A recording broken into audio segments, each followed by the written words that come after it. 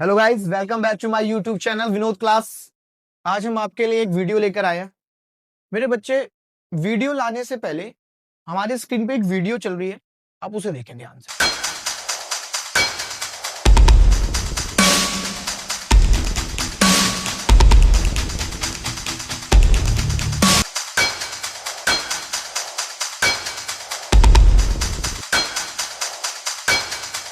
झेल पाते हो अपने। आप लोगों ने ये वीडियो देखी होगी, है ना।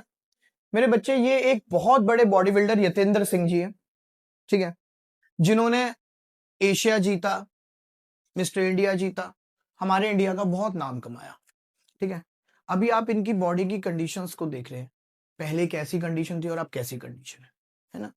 मेरे बच्चे, मेरा कोई मतलब नहीं है, मैं फिर दोबारा कह रहा हूं, क्योंकि मैं एक मोटिवेशनल वीडियो के साथ आया हूं, आज नॉलेजेबल वीडियो के साथ आया हूं, क्योंकि मेरी जो दूसरा चैनल है उसमें मैंने बातचीत के अंदर अब एक वीडियो डाली हुई है, जो एक कोच के साथ बात हुई है। आपको हम उसका एक ऊपर वीडियो डाल देंगे जहां पे हमने वो बात करी है एक जिम फिटनेस से, है ना। तो मेरे बच्चे, मेरा इस वीडियो को लेकर क्या ओपिनियन है, मैं वो बताने आया हूं, ताकि मेरे स्टूडेंट्स को भी ये सारी चीजें क्लियर हो जाए कि क्या बोलना चाह रहा हूं मैं।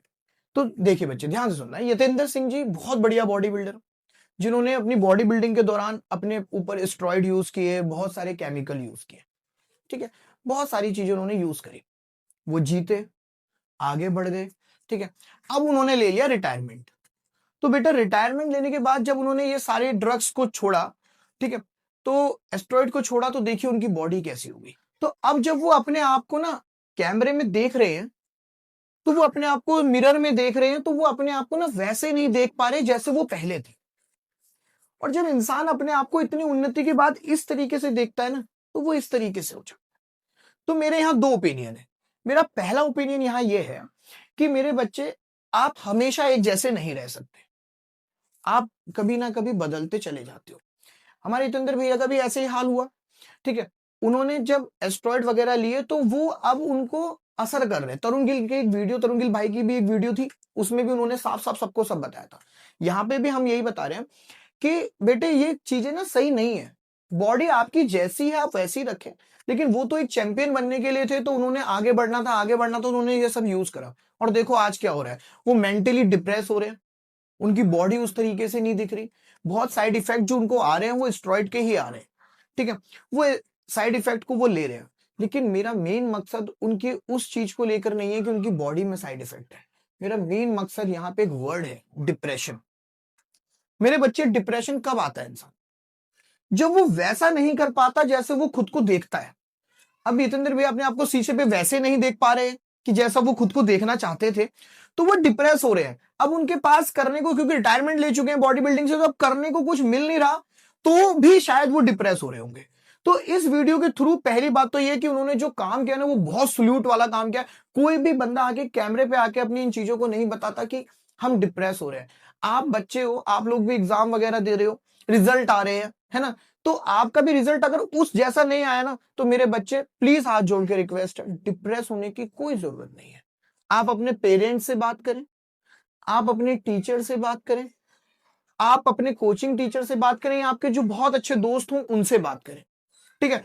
बेटे बच्चे, क्योंकि जब आप बात करेंगे तो दिल की बातें बाहर आएंगी, आपको डिप्रेस नहीं होंगे। मेरे बच्चे, ऐसा नहीं है कि जिनके पास पैसा है या जिनके बहुत मार्क्स आ जाते हैं वो डिप्रेस नहीं होते। कपिल शर्मा, विराट कोहली साहब ने भी कहा था कि वो 2 साल तक डिप्रेस रहे, ठीक है।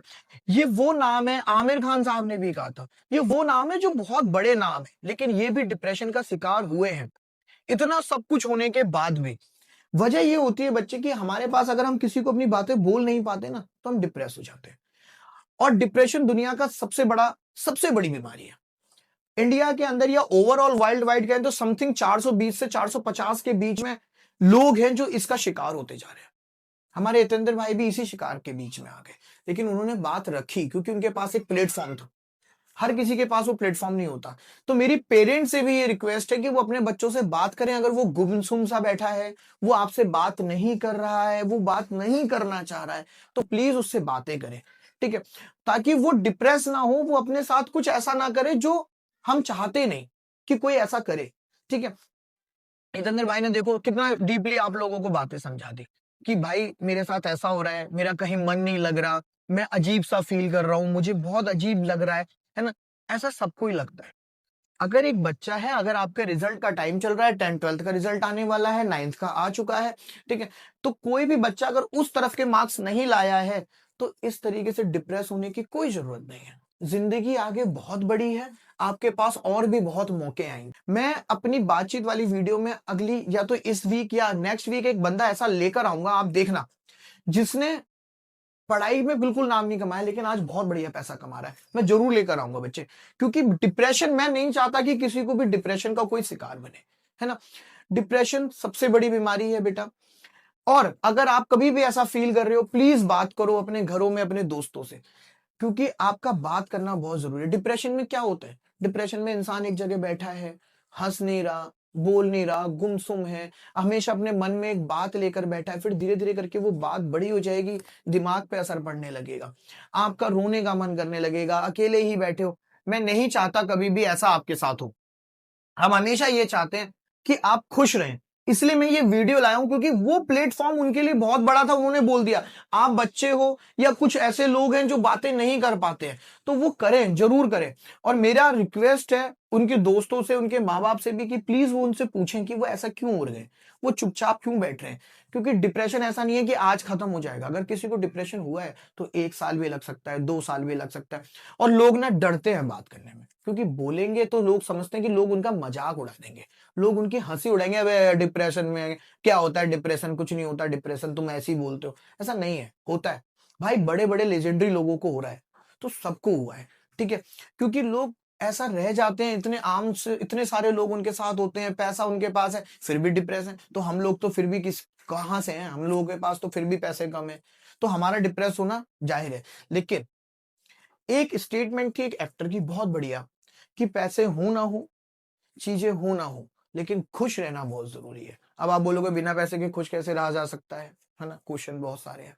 रहा जा सकता है, रहने वाले रह भी रहे हैं, ठीक है। यही कहानी है कि बच्चे मार्क्स कम आ गए, कोई दिक्कत नहीं, आप फेल हो गए, कोई दिक्कत नहीं, आपकी जिंदगी से बढ़कर कुछ नहीं है। एक बार नहीं हुआ, अगली बार आएंगे, जोश के साथ आएंगे, बड़ा तगड़ा करके जाएंगे। क्या होगा जिंदगी में, 1 साल ही तो पीछे हो, क्या ही हो जाना है। लेकिन आपका खुश रहना, आपका जिंदा रहना बहुत जरूरी है। लोगों में उठना बैठना बहुत जरूरी है। मेरी हाथ जोड़ के रिक्वेस्ट है कि आप यतेंद्र भाई की तरह एक प्लेटफॉर्म पे नहीं आ सकते तो घर वालों से बात करें, ऐसे डिप्रेस ना रहें। और रिजल्ट की टेंशन लेने की जरूरत ही नहीं है, कुछ नहीं सोचना। कम आ गए, कोई बात नहीं, आगे तरक्की करेंगे, उन्नति करेंगे, आगे बढ़ेंगे, नाम कमाएंगे, ठीक है। प्लीज मेरी बात को ध्यान रखें। Thank you so much, love you all, bye bye.